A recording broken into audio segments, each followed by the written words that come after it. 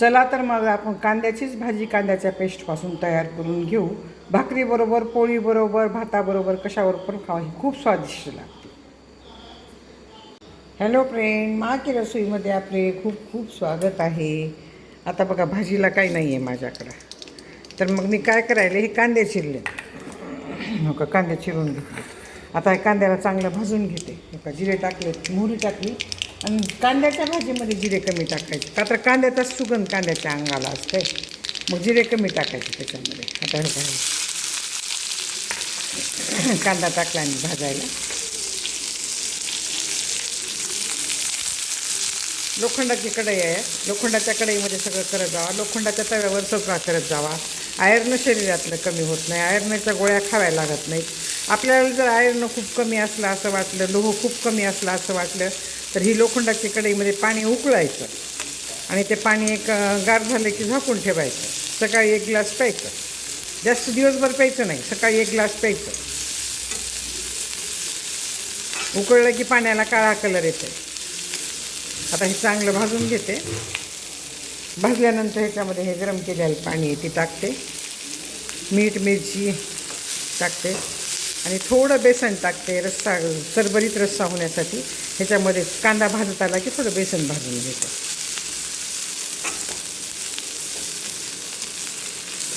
खूप टेस्टी होती बरं का ही भाजी. तुम्हाला जर शेंगदाण्याचं कूट टाकायचं नसलं तर ह्याच्यामध्येच थोडे कांदे काढायचे आणि त्याची पेस्ट तयार करायची. थोडे 4 कच्चे शेंगदाणे टाकायचे आणि थोडे कांदे टाकायचे. कच्चे शेंगदाणे, कांदे आणि थोडं खोबरं पण 2-4 ही टाकायचं आणि त्याची पेस्ट तयार करायची. तीच पेस्ट ह्याच्यामध्ये टाकायची. भाजी खूप टेस्टी होती बरं का. कांदा चांगला भाजून त्याची पेस्ट करायची आणि ती पेस्ट तयार करून ह्याच्यामध्ये टाकायची. खूप छान लागते भाजी. आता मी तुम्हाला दाखवते करून.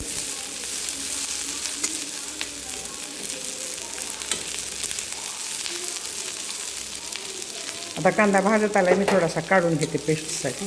एवढाच कांदा काढला.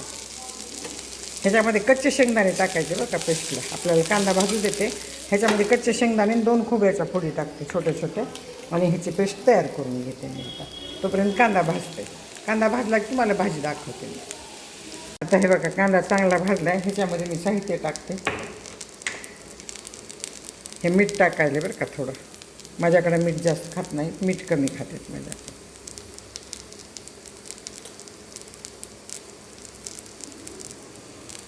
हळद टाकली थोडीशी. थोडा गरम मसाला टाकला आहे.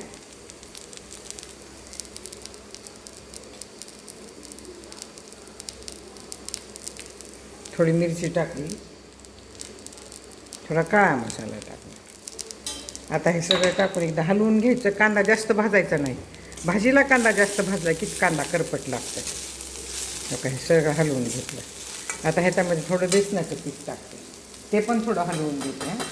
का तर हे ना रस्सा चांगला होण्यासाठी. आणि बेसनाचं पीठ भाजीमध्ये भाजलं का तर भाजी खूप छान लागते. थोडंच टाकलं आहे, अर्धा चमचा टाकला आहे, जास्त नाही टाकलं, का तर मी पेस्ट तयार केली ना. आता हे बघा, हे कच्चे शेंगदाणे आणि कांदे ह्याची पेस्ट तयार केली होती.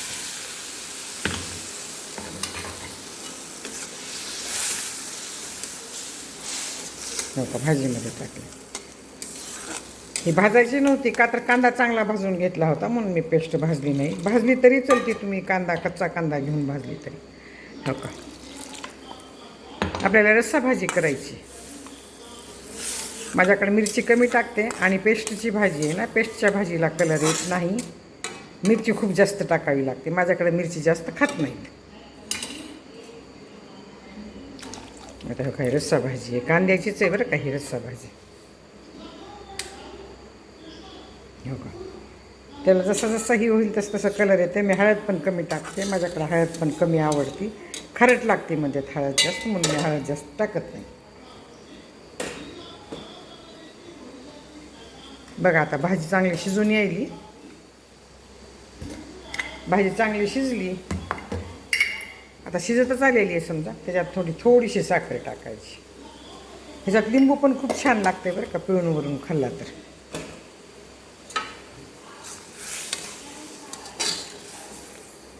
बघा भाजी शिजली आता.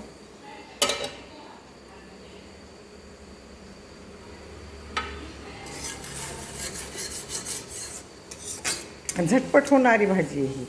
कांद्याच्या भाजीलाच कांद्याची पेस्ट टाकायची. तुम्ही ह्याच्यामध्ये हिरवी मिरची, लसूण, कोथिंबीर टाकू शकता. मी कोथिंबीरवरून पेरणार आहे. मी भाजीमध्ये कोथिंबीर, माझ्याकडे पेस्टमध्ये कोथिंबीर आवडत नाही माझ्याकडं. आवड आपली आपली असते त्याला. आता बघा बारीक केला आहे गॅस.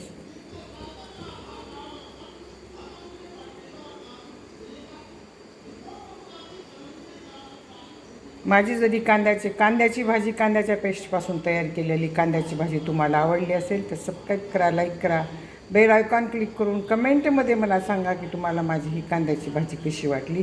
कलर कमी का आला आहे तर मी मिरची कमी टाकलेली आहे. तुमच्याकडे जशी मिरची खातील तसं करा. कलर पण, तेल पण कमी खातात आमच्याकडं आणि मिरची पण कमी खातात आमच्याकडे. धन्यवाद.